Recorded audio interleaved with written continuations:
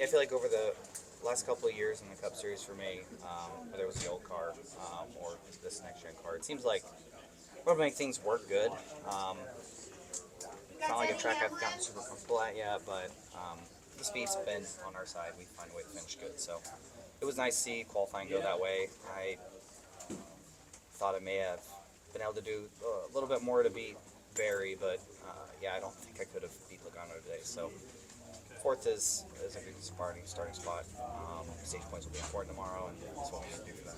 Can you talk about running Lee USA before this? How fun was that, just to break up the normal playoff track? No, it's good. I really had fun. Getting around the key parts 150 was a lot of fun. Appreciate everything Archie does for racing and racing up in this area. Him, Derek Nealand, and there's a whole bunch of them that great people, and it's fun to be able to go do something like that. For some, it's returning to their roots. For me, I didn't really grow up asphalt late model racing, so it's a fun new experience for me. And it was a bummer we didn't run better than we did last night, but I still had fun.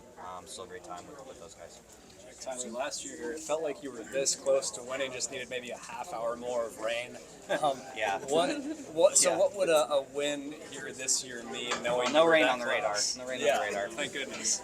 Unfortunately, depending on how you look at it, it would be big for me to win here. There's a number of tracks that in my career I feel like I really struggled at getting going. Road courses obviously were that way for me. The race fans up here are amazing, but I dreaded driving a race car onto this racetrack and trying to figure it out when I first got going. So for me, it's been fun to turn that into a challenge and try and get better at places like this, places like Martinsville. And yeah, it's nice to have days like this, see the hard work pay off. So for me, a great point stay is super important. If we win, we're basically allowing ourselves to focus strictly on Vegas and try and do the same. But I saw it in practice. The 12 and 22 looked very strong. The 21 as well. So we'll just see how this race starts. I feel like we're decent, but those three cars, man, they seem like they're in their zip code in practice. So we got some work to do overnight to try and hopefully contend with those three. The stats would indicate that you're actually pretty decent here, though. At least I get the finishes. So, have you grown to enjoy this place? No, I do. It's a very tricky racetrack. It's just, it feels like you have such a tight window to work with as a driver, and you got to be able to move around and be comfortable doing it. And getting going for me, just a track this flat and just the mindset you need to have is very different from when I grew up racing. So it's taken time to understand that, but I feel like the more and more I run here, the more I feel like what I'm able to do inside a car, I can actually use my benefit. So it takes everything, though. It's super important in a place like this too to know where to have your race car and manage it well over the course of the race or the tire run. So those are things I've had to work on the most, I'd say, in a place like this. The JGR cars swept the first round. Do you guys feel like you guys at 23-11 are right there with them? And if so, how do you get over the hump and get back to victory lane and kind of join them in that upper echelon? We had a shot at it at Darlington for sure. Gateway, I thought at times our cars had really good speed. Bubba had good speed. So it seems like we're right there with them. Just the name of the game of the next gen racing has been execute, take advantage of others' mistakes. And, Darlington, obviously, we had a largely clean day. Gateway, we had some issues along the way, and Bristol we did too. So the name of the game is have a clean race, and you'll find yourself in a spot to win. Are you better in practice than when you qualify? I'd say so, Bob. Yeah, so, do you feel okay even though? Yeah, it's just qualifying. I'm not too distraught over it. Obviously, we expected better and we should be better. I just didn't do a good job on my part. And I say that because I don't really know where the speed was. So, all in all, it's fine. We know how our short track program's been for us in the 23 car all year long, and so I'm looking forward to bringing that to fruition. But Joe Gibbs Racing obviously won the first three races, but the Toyotas have looked very strong. Yeah. Is that a fair statement to make, that you guys are feeling pretty good with where Toyota is right now and in general? Yeah, no, I think it's been really good to see how fast Toyotas have been. We're showing our cards at the right time. So it's been fun to show up to the racetrack, to say the least. But yeah, I think just got to keep putting in the time, the effort, figuring out what we need to beat the JGR cars. But all signs are pointing to good cars for Toyota. Is this round still just about base hits? Freddie keeps, that's his phrase. Yeah, maybe doubles. Was that ground rule doubles? Is that what they said? So I think you gotta intensify it a little bit more. When we're in by 1 or 2, whatever it is, and so it's gonna take. It takes everything. The last round took everything as well, but it's more defined on this one, I would say. So yeah, but I think the base hits mentality is just. Don't let the highs get too high, lows get too low. Just go out and lap by lap, make the right moves, let the little stuff go to focus on the big stuff later. So yeah. Well, you had the issue at Bristol that really can't control, and the tire coming off of Richmond. Other than that, for the most part, it seems like they're very consistent, a lot of strong runs lately. Do you feel like this is your most consistent or your best stretch here the last 8 to 10 races? I mean, you guys are the statisticians. So how do you feel you're the driver? Yeah, no, I feel good about it. I feel good about the opportunity that we have, and we're able to showcase. And I would say, yeah, I would agree with that.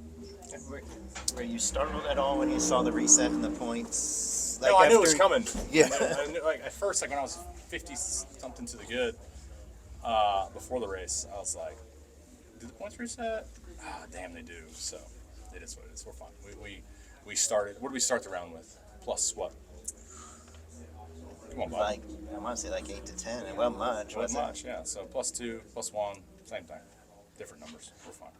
I mean, Logano was in this. He was the last in the 8th seeded spot going into the second round. Yeah. Look what happened to him. Yeah, thanks Last year. 48 getting DQ'd, but yeah.